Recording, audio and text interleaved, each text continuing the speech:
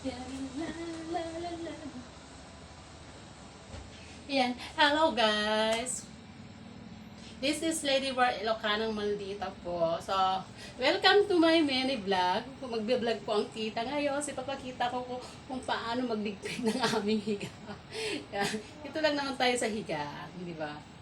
So, ito yung mga unan namin. So, actually mainit guys. Maalinsan.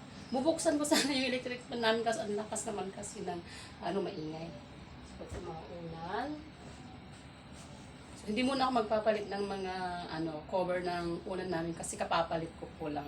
Kapapalit pa lang kahapon. Ayan. Yung damit ko, tinali ko lang siya guys. Tinali ko kasi siya maluwang. Kasi nga pumayat na si tita. Ang laki na ng pinayat ko guys. Kaya yung damit ko nagsiluwangan na rin. Yung na lang, sa may tiyan ko na lang talaga malaki bilbil. Mabilbil pa rin si tita talaga. So, mahirap matanggal. So, ito. Yung ginagamit kong stand ng cellphone ko. So, iyan. So, yun yung higaan namin.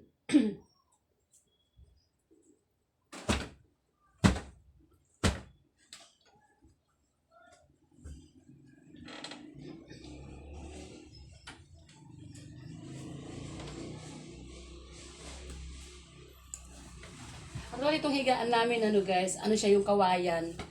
Ginawa ni Mr. ko dati. Matagal na itong higaan namin, tapos ito, binili lang namin to, itong pum na ito. Matagal na rin siya. Mga 10 taon na rin siguro itong pum na ito. Matagal na. Medyo maalikabok. Kasi wala kaming bubi, diba? Kaya maalikabok dito. Nalalaglag yung mga alikabok.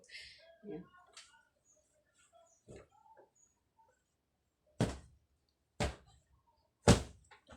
Kaya sana guys, huwag kayong magsawa sa mga panunod ng mga vlog ko kasi kasi alam niyo sa Man City, tingnan naman ninyo yung bahay namin, di pa tapos. So, sa kapangarap ko kasi mapaayos tong bahay namin guys kasi sa taas kasi ng bahay namin, na siya, luma na, tapos malapit na siyang parang mabagsak na. So, kailangan ko na siyang ipaayos. So, kaya ginagawa ni tita, nagsusumikap po ako sa akin, sa pagbablog.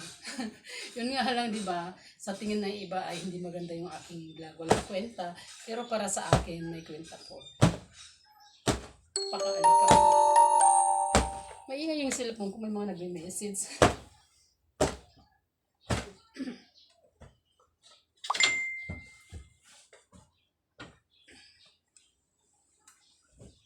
So, hihilain ko yung, yung cover ng higaan.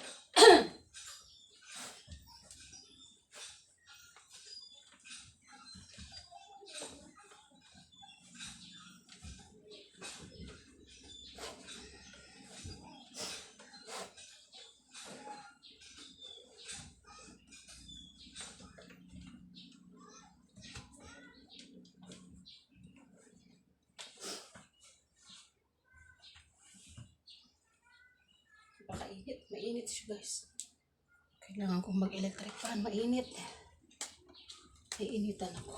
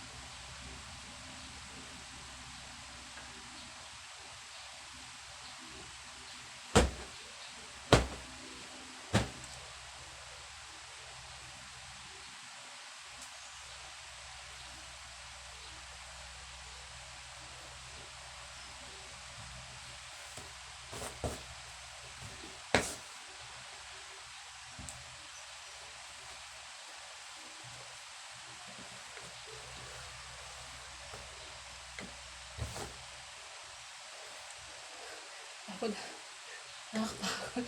So, ayun guys, tapos na po yung ko ng aming higaan. So, ang gagawin ko namang susunod ngayon ay maglilinis ako dito sa kwarto namin. Magwawalis si tita. So, ayun. Paano yan guys? So, maraming salamat sa mga nanood ng aking vlog.